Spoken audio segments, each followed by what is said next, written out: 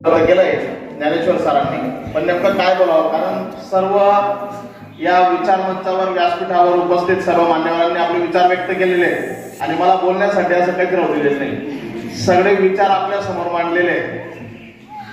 तरी सुद्धा एक विनंतीचा मान म्हणून किंवा आपल्या गावाप्रती, आपल्या जन्मभूमीबद्दल या ठिकाणी तुम्हाला दोन गोष्टी सांगाव्या असं मला मनापासून वाटतं, म्हणून या ठिकाणी मी तुमच्या समोर उभा आहे. आजच्या या निरोप समारंभाच्या कार्यक्रमाचे अध्यक्ष मित्रांनो, कर्तृत्व, नेतृत्व आणि दातृत्व या तीनही गुणांचा संगम असणारे, अगदी नियोजनबद्ध कारभार काय असतो किंवा त्या नियोजनाच्या माध्यमातून व्यवस्थापन आणि त्याच्यातून एक चांगला विकास सगळ्या माणसांना जोडून ठेवण्याची किमया असलेली किमयागार, ज्यांना मी माझ्या शब्दात म्हणतो ते काकाश्री आदरणीय बापूसाहेब. त्याचबरोबर या ठिकाणी जे प्रमुख अतिथी म्हणून लाभले माझे सन्मित्र डॉक्टर योगेश पाटील. अतिशय हलाखीच्या परिस्थितीतून त्यांनी शिक्षण घेतलं. सांगताना अभिमान वाटतो. सगळ्यांनी ताटो राहते बोलणं करू टाकून, फक्त जास्त वेळ नाही घेणार, फक्त 2 मिनिटं बोलेल, पण ते 2 मिनिटं फक्त काळजीपूर्वक ऐका मी काय बोलतोय ते. कारण या ठिकाणी तुम्ही सुंदर विचार व्यक्त केले, पण विचार व्यक्त करत असताना त्याच्यासाठी आपल्याला चांगला श्रोता व्हावा लागतो. आणि जेव्हा तुम्ही कोणत्याही श्रोत्याचं किंवा विचार व्यक्त करणारे, मार्गदर्शन करणाऱ्यांचं जर मनापासून ऐकलं तर नक्कीच त्याचा फायदा तुमच्या जीवनामध्ये आमूलाग्र बदल घडवून आणू शकतो. हे आम्ही अनुभवातून बोलतोय. डॉक्टर योगेश पाटील ज्यावेळेस मला चांगल्या प्रकारे आठवतं, 11वी-12वीला शिकत असताना वाचनालयामध्ये, प्रताप कॉलेजच्या लायब्ररीमध्ये दिवसभर बसून अभ्यास करणारे मी जवळून पाहिलेलं व्यक्तिमत्व. आपल्या पिंपळे बुद्रुकचे शिवदास सर होते. तुम्ही कदाचित ओळखत नसाल, घरी गेल्यावर तुमच्या आईवडिलांशी बोला, वडिलांशी बोला, ते तुम्हाला सांगतील. मेहनती सरांचे विद्यार्थी, आपल्याच गावात शिकलेले, त्यांचे ते वर्गमित्र आणि हे दोघं जण जेव्हा सोबत लायब्ररीमध्ये अभ्यास करायचे त्यावेळेस आम्ही त्यांचा आदर्श डोळ्यासमोर ठेवला आणि आम्ही घडलो. जे या ठिकाणी मार्गदर्शनातून सांगण्यात आलं का संगत गुण खूप महत्वाचे असते. आणि अशा पद्धतीने त्यांनी आज मित्रांनो संतांना अभिमान वाटतो का धुळे जिल्ह्यामध्ये, धुळे जिल्ह्यातच नव्हे तर पूर्ण राज्यभर, राज्याबाहेर, राष्ट्रीय, आंतरराष्ट्रीय, आता सुद्धा सरांच्या प्रताप कॉलेजला 2 दिवसाचं वर्कशॉप आहे, त्या ठिकाणी सर आलेले. त्यांनी योगायोग काल मला जेव्हा डॉक्टरचा फोन आला त्यावेळेस आमचं बोलणं झालं आणि डॉक्टर साहेबांना म्हटलं अशी व्यक्ती आहे ज्यांचा लाभ, ज्यांच्या मार्गदर्शनाचा लाभ आपल्या गावातील मुलांना जर झाला तर नक्कीच एक चांगला फायदा होईल, प्रेरणा मिळेल, म्हणून त्यांना आपण या ठिकाणी आमंत्रित केलं. ते डॉक्टर योगेश पाटील. त्याचबरोबर समाजासाठी आपण काहीतरी देणं लागतो, एक चांगली विचारधारा असणारे, जे आपल्या मिळकतीतून, अतिशय हलाखीच्या परिस्थितीतून ज्यांनी असंख्य विद्यार्थी आपल्या क्लासच्या माध्यमातून घडवले, ते आमचे गुरुवर्य सन्मित्र विजय पवार सर, जे नेहमीच आपल्या सामाजिक कार्यामध्ये अग्रेसर असतात आणि आपल्या गावातील विद्यार्थीच नव्हे, आपल्या ज्या ठिकाणी आपण काम करतोय त्या शिरसाळे गावातला विद्यार्थी नव्हे तर आपल्या पंचक्रोशीतला प्रत्येक विद्यार्थी हा भविष्यामध्ये पुढे कसा जाईल याच्यासाठी धडपड करणारे. खरंच विजय पवार सरांबद्दल बोलावं ते खूप कमी आहे. असे विजय पवार सर ज्यांच्या मार्गदर्शनाचा लाभ आपण घेतला. त्याचबरोबर अजून एक आमचे सन्मित्र जे त्यांच्या आजच्या या नियोजनामुळे थोडंसं त्यांचं काही बाहेर काम असेल त्या निमित्ताने तरी सुद्धा त्यांनी या ठिकाणी आपल्या आग्रहाखातर या ठिकाणी ज्ञानेश्वर सर असतील, डॉक्टर असेल, यांच्या आग्रहाने ते या ठिकाणी आले. एवढ्या व्यस्त शेड्यूल मधून सुद्धा त्यांना भेटून गेले. आमची भेट झालेली. ते उमेश काटे सर, एक उपक्रमशील शिक्षक कसा असावा, सकाळचे पत्रकार आणि विद्यार्थी जोपासणारे नेहमी. जेव्हा आमची भेट होते त्यावेळेस याच गोष्टींची आमची चर्चा होत असते. ते उमेश काटे सर.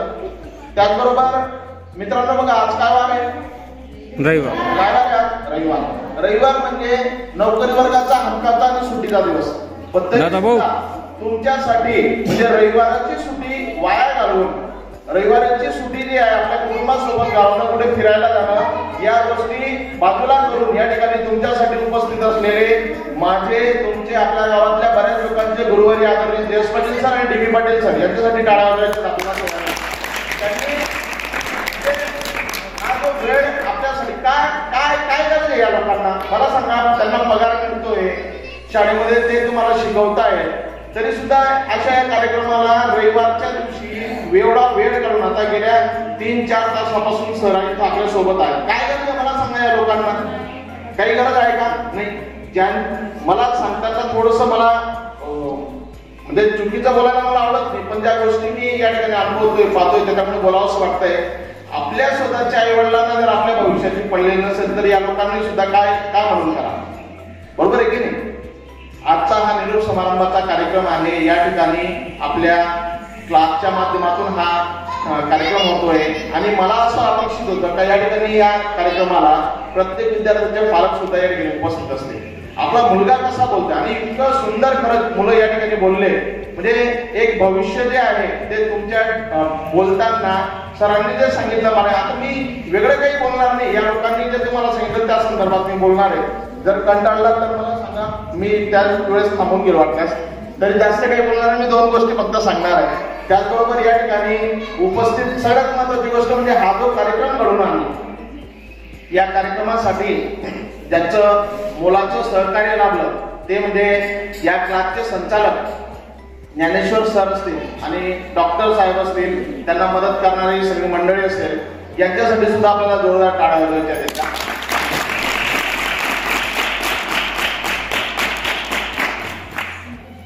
खऱ्या अर्थाने निरोप समारंभ म्हणजे निरोपाचा क्षण असतो. मागे बसलेले विद्यार्थी इकडे लक्ष द्यावं. डॉक्टर योगेश पाटील हातात घेतो, पण अर्धा तास 1 तास कुठे जातो आपल्याला सुद्धा समजत नाही. त्याच्यामध्ये माणूस गुंतत जातो. तर त्या मोबाईलला आपल्याला बाजूला ठेवायचं आहे आणि वाचनाकडे लक्ष द्यायचं आहे. वाचनावर आपण जर लक्ष दिलं, फोकस केला तर नक्कीच तुमचं भविष्य उज्ज्वल होईल. तुम्ही 9वी-10वीचे विद्यार्थी आहात.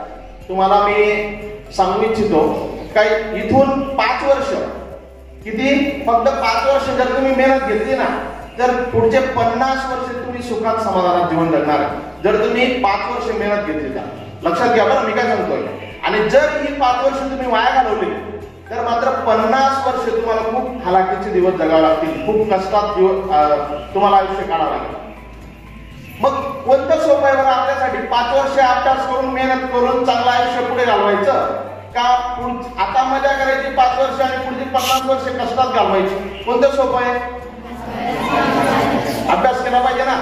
आणि सगळ्यात महत्त्वाची गोष्ट म्हणजे आपल्या आयुष्यामध्ये आज आपली परिस्थिती काय याचा विचार करायचा नाही, परिस्थितीचा भाव करायचा नाही. काही विद्यार्थी असतात, माझ्याकडे परिस्थिती नाही आहे, माझ्याकडे लाईट नाही आहे, फी भरायला पैसे नाही, क्लास लावायला पैसे नाही, इतर अनेक गोष्टी.